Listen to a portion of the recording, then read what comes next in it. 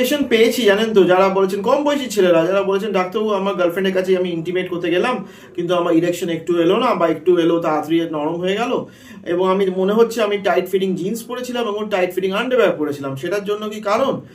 এটা কিন্তু একটা বলতে পারেন একটা ভ্রান্তি বা মিথ। অনেক পেশেন্টদের মধ্যে আমি দেখি, দেখুন টাইট ফিটিং আন্ডারওয়্যারের জন্য আপনার ইরেকটাইল ডিসফাংশন বা পেনিসের ইরেকশনে প্রবলেম হতে পারে না, এটা একদমই কিন্তু ভুল কথা। দেখুন অনেক ইন্টারনেটে দেখেন, গুগল করলে দেখবেন যে অনেক কিছু আর্টিকেলস পাবেন যেখানে বলেছে যে টাইট আন্ডারওয়্যার যদি বেশিক্ষণ পরে থাকেন তাহলে আপনার ইনফার্টিলিটি বা মানে স্পার্মের প্রবলেম আসতে পারে। দেখুন সেটাও একটা খুব কন্ট্রোভার্সিয়াল টপিক, এবং সেটা অনেক টাইট আন্ডারপ্যান্ট সেটা লুজ আন্ডারপ্যান্ট পরে বক্সার পরে যদি আপনি ল্যাপটপ নিয়ে বসে থাকেন দিনে ঘন্টা পর ঘন্টা, তাহলে সেই তো গরম রেডিয়েশন রিস্কও হবে এবং টেস্টিসের ওখানে গরম ভাব তো এমনিই আসবে। সুতরাং ডাজেন্ট ম্যাটার, আপনার যদি খুব টাইট আন্ডারওয়্যার কিন্তু খুব ভালো কোয়ালিটির আপনার পরেন, কটন আন্ডারওয়্যার পরেন, খুব প্রবলেম আমি তো দেখিনি আমার সচরাচর, কিন্তু অবভিয়াসলি ইরেকটাইল ডিসফাংশন কিন্তু টাইট আন্ডারওয়্যারের জন্য হয় না।